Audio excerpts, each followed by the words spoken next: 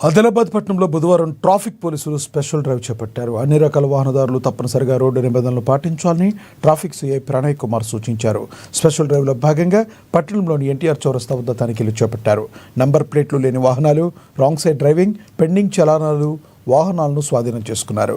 జిల్లా ఎస్పీ అఖిల్ మహాజన్ ఆదేశాల మేరకు ఈ స్పెషల్ డ్రైవ్ చేపట్టినట్లుగా సీఐ తెలిపారు. మైనర్లకు వాహనాలు ఇస్తే తల్లిదండ్రులపై కేసులు నమోదు చేస్తామని హెచ్చరించారు.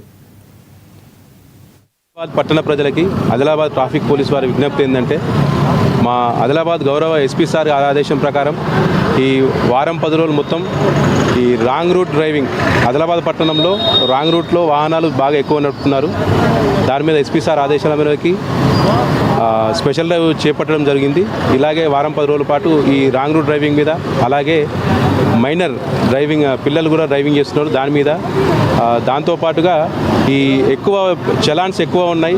అందరికి ఒక అపోహ, ఒక ఫాల్స్ న్యూస్ ఏం స్ప్రెడ్ అయిందంటే, గవర్నమెంట్ 90% 100% ఏదో ట్రాఫిక్ చలాన్ల మీద కన్సెషన్ ఇస్తుంది కాబట్టి అప్పటి వరకు ఆయ కట్టుకుందాం అనుకుంటున్నారు. కానీ గవర్నమెంట్ ఎలాంటి కన్సెషన్ ఇవ్వట్లేదు. కాబట్టి ఎవరైతే తమ వాహనాల మీద పెండింగ్ చలాన్స్ ఉన్నాయో అవి తొందరగా క్లియర్ చేసుకోవాలని, ఒకటి కన్నా ఎక్కువ పెండింగ్ చలాన్స్ ఉంటే మాత్రం ట్రాఫిక్ పోలీసు వాళ్ళు పక్క బండి ఆపేసి ఆ ఫైల్ కట్టించిన తర్వాత బండ్లు పంపడం జరుగుతుంది.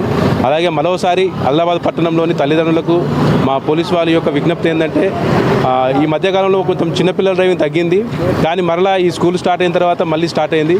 కొంచెం మీరు మైనర్ పిల్లలకి, అంటే 18 ఇయర్స్ బిలో ఉన్న పిల్లలకి తమరు కార్లు కానీ బండ్లు కానీ మీ పిల్లలకి ఇవ్వద్దని, ఒకవేళ ఇచ్చిన ఐడియాలా మీకు ఇబ్బందికర పరిస్థితులు వస్తాయి, అలాగే మీ మీద కేసులు అయ్యే ఛాన్స్ ఉంటుంది. కాబట్టి ఎవరు కూడా మీ పిల్లలకు బండ్లు ఇవ్వద్దని కోరుకుంటున్నాము.